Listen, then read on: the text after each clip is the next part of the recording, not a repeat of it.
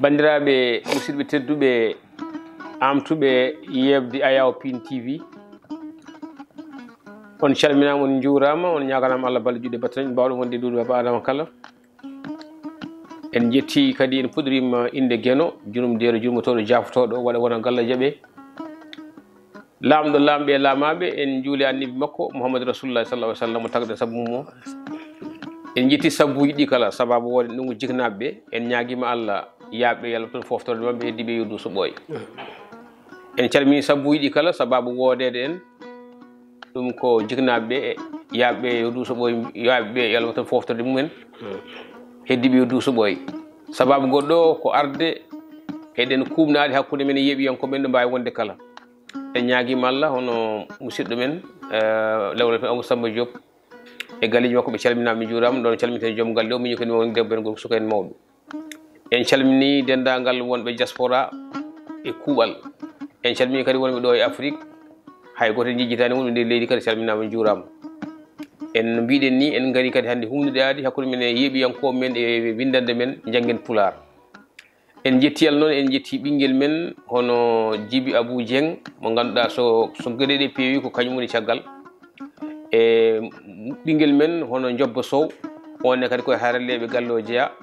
en ñaguimama balɗe juuɗe battane moƴƴe no kewɗen wadde ni e kala saaha eɗen mbadda yewtere nde e ɓinguel men hono Elimane Gaydo en ñaguimama Allah balɗe juuɗe battane moƴƴe kadi yalla itti cakatagal Elimane mi salminima juurimama a salminama juurama Baba Mart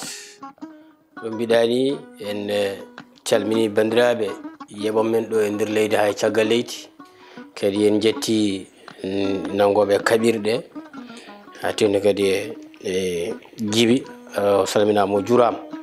no mbiɗani saladari ɓuuri cuttude aadi en pirtani aadi kadi yeeɓoɓe ayaw Piindi TV ha tindi noon kadi e yewtere men walla mbiyen yewtere mabɓe Njanngen Pulaar ɗumne kadi kamɓene ɓe jarama no fewi hande kadi en garti no mbiɗani ɓe jaafo no fewi kadi ɓe gacca hakke e so wayranoma no Pulaar wiyata ni neɗɗo wona ko yiiɗi ko dañata ko dañi ko ɗum woni ko ɓamata en jetti kadi wo liggotoɓe ɗo e galle ɓe ande kadi a yettama Baba Mart no mbiɗani en garte yewtere men Njanngen Pulaar hande kadi koto batte windande eɗen gandi en mbaɗino ɗo ko fayite batte e silo hijjew en garino hen en gaare hijjande en gaare silo hijjew foof en gaari hen hande eɗen naata e windande wonde so wiyama windande koye ko fayte batte mandel walla wiyen so heewi mbiyen mandon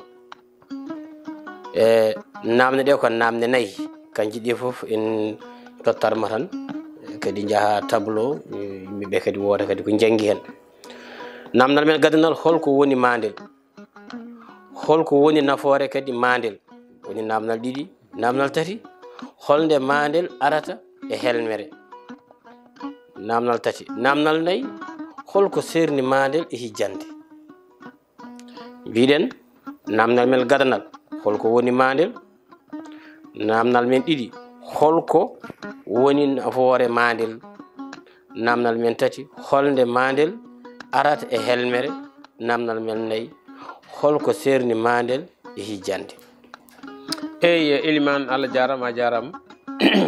so tawi a namdima firo mandel a natani celluka e ɗemgal Pulaar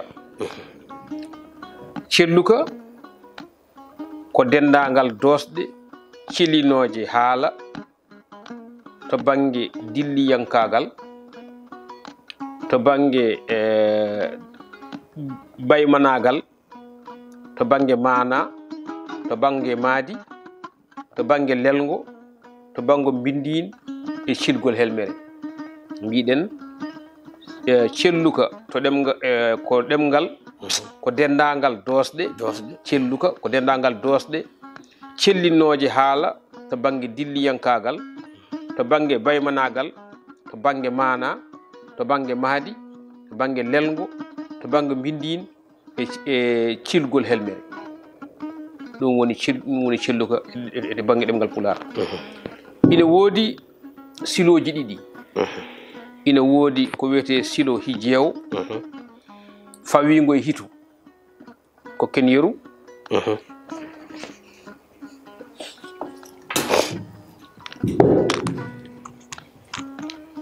Mbiɗen ina woodi silo ko wiyete silo hijeew sen kokki yeru mbiyen joni tawi ko silo hijeew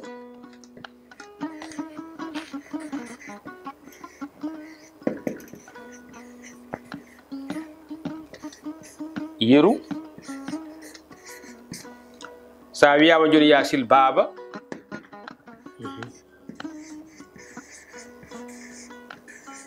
baaba ko ba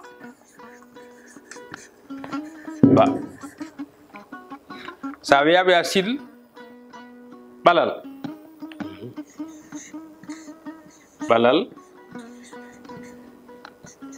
ko ɓa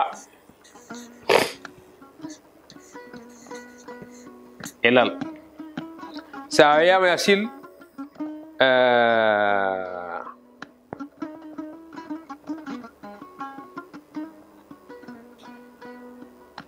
nduulaldi ani nduulaldi kay ani nduulaldi taw ko ngandumi ni kay taw ko cikkumi ni kay tawana nduulaldi nduulaldi ko nduu lal di sa teskima ɗeɗo kijande fof en kokkino yeru ha garɗen to banggue nduulaldi nduulaldi mbiɗen ko nduu lal di sa teskima ɗeɗo kijanɗe fof ala hen fof ko jogui mana ina jogui silo wongo wiyete ko silo ma ndew silo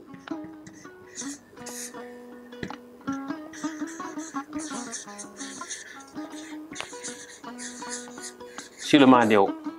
e nder silo helmete nde tan mana nani hen ko waɗi mana silo ko ganduɗa kala hen gueɗel keɓa guel taw ko ina jogui mana fami de joni noon to banggue mandel ngel mbiɗa guel mandel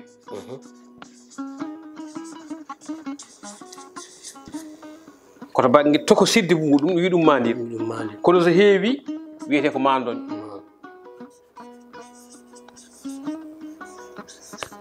won mbiyo e mandoñ won mbiyo e mandon fami joni noon ƴeewen kala hen gueɗel noon so dañama wiyete ko mandel walla mandon so heewi ciɗen ɗeɗo kelme silo kelme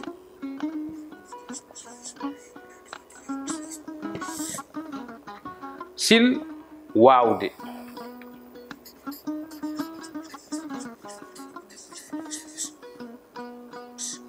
cila wawdude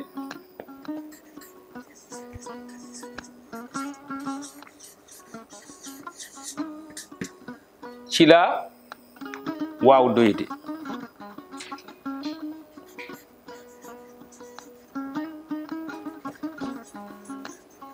wawdoyde sa sili wawde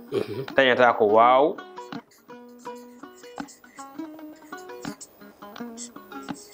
daña de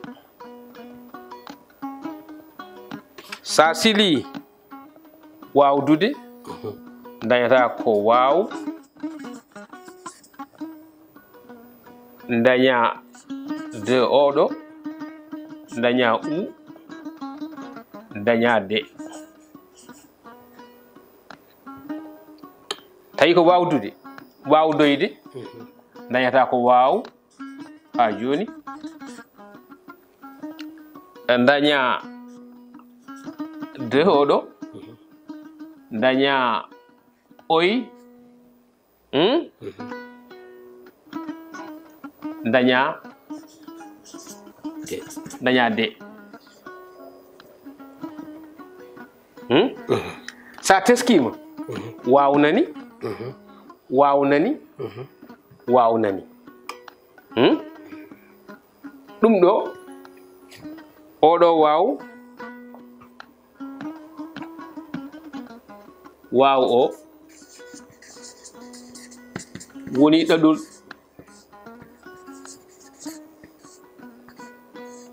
helmere nde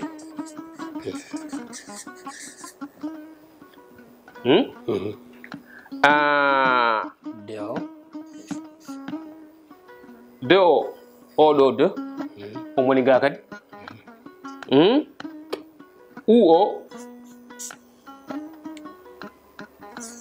oy o ɗum woni ceekirɗe ɗe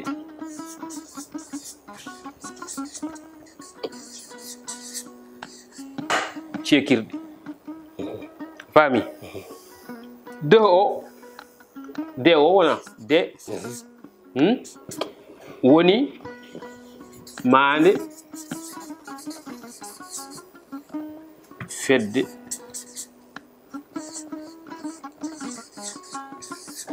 cilluka woni ko on haala mbiyata ɗum mafa yi walla mafa ca mafa i taw kono wonno helmere mais mafa ca ko ɗum woni gollal ngal firlitaka joni wawo ko mandel wawa ko mandi hen gueɗel kala ko mandi gueɗel kala ko mandel ɗum ko mandi ɗum ko mandi ɗum ko mandi ɗum ko mandi ɗum kadi ko mandi joni wawo joni hokkumo yeru taw tan ko ɗuma kamma mbeɗa ndi yewtere men taw ko woɗɗoyi nden miɗa nadde ɗo tan gueɗe taw ko wawo tan dokka yeru helmere haɓe ganda ɗum ɗo kam woni mandel aɗa andi wawi taw ala fof ko firti kam haɓe ganda saabu mandel so wiyama mandel ko yaharne arta taw firtotako taw waylotako taw ɗum waylotako sa yi waw a wi wawi a wi wawti ha joni wawo ha joni koko heddi tan wawi wawdude wawtoyde wawtidde fof ko wawo arata aɗa andi ɗaɗol helmere kañum ɗaɗol helmere ko ganduɗa so tawi a mawni helmere nde artat sa famni ɗum artat sa ɓurtini ɗum artat kala sa habbi ɗum ɗe koko artat tan ɗum woni ɗum tagui ɗaɗol helmere ɗum tagui ɗum wiya mandel kadi aɗa andi famɗi wiya noon mandi tawi ko gotel hen gueɗel kala ko mandil wiyete so tawi ɗon heewi wiye mandoñ walla mandon kono ɗo kam ko mandon gonɗo ɗum ko mandon fof ko mandoñ kono hen gueɗel kala ko mandil wiyete so woni gotel eɗen dokki ɗum ni firo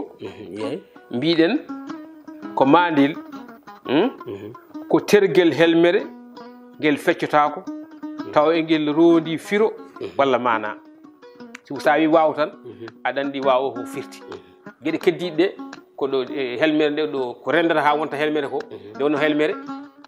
ɓeydete ne jogui ɓeydi ko ɓeydata ɗum ne jogui ko ustata ɗum eko nandi hen de o noon mbiɗen ko mande fedde celluko wonande gollal ngal firlitaka kala gollal ngal firlitaka mande muɗum walla mandel mum ko de mbiya baɗal mumal ngal firlitaka ngal firlitaka mi anda so tawi mi jaabima namde maɗa joni min wona sen heeƴoɗo jimmi ko bindana kam wawa bindinami hay so kelmi ɗiɗi ngal ɗen wawtude wawtude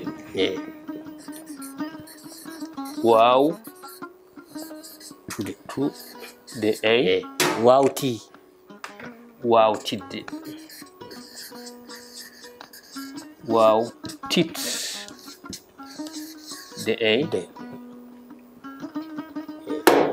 wawdude wawi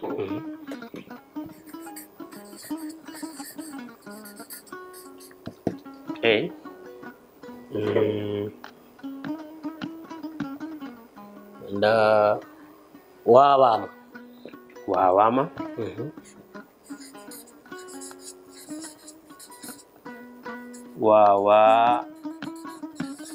wawama sa yimɓe ɓe yiiɗi a windi kelme ɗe tan mbayɗeno yam anda kam ɗum ɗo ha joni ɗaɗol ngol kelme ɗe a windi ɗo ma won kelme nayyi ha na kelme nayyi bindiɗa ɗo ha ɗo joni ɗaɗol ngol ala hen fof ko wawnani eyyi ngol wiya hara ngol arti yo wawnani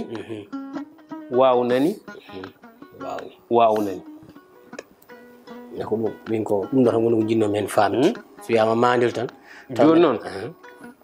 ɓeɗo ko golle mumi ɗe pirlitaka taw ɗo koko firdita e sahaji mum ɗo ko firdita e sahaji ɗo ko firdita saabu heeɗi ko fof baɗal mumal ɗo ko baɗal pirlitagal to ko baɗe mumi ɗe pirlitaka taw ɗum tagui ɗi jogo mafaca dewo ɗo koko firdita ko mbawakaji ɗi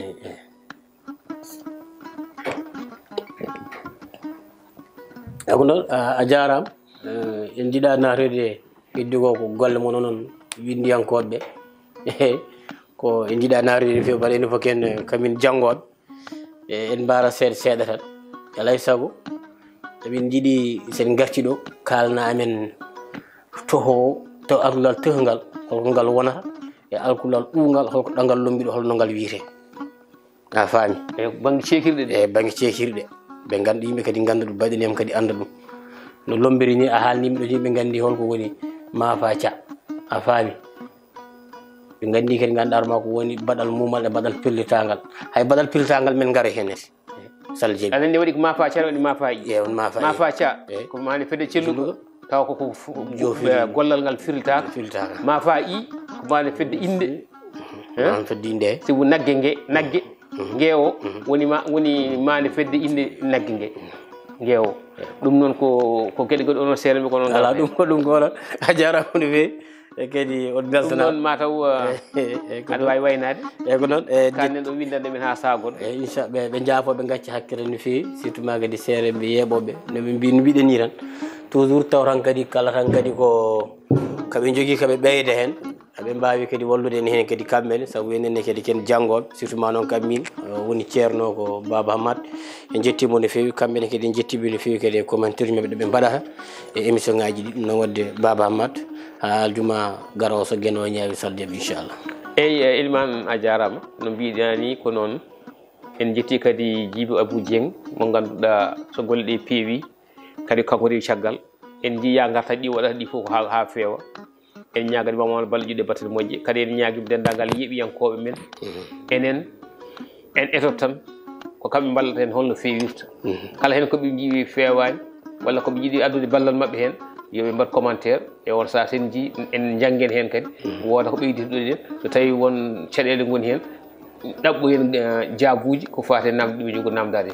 ɗum noon mataw Allah jarama on jarama ha saaha goɗɗo so gueno ñaami assalamu aleykum wa rahmatullah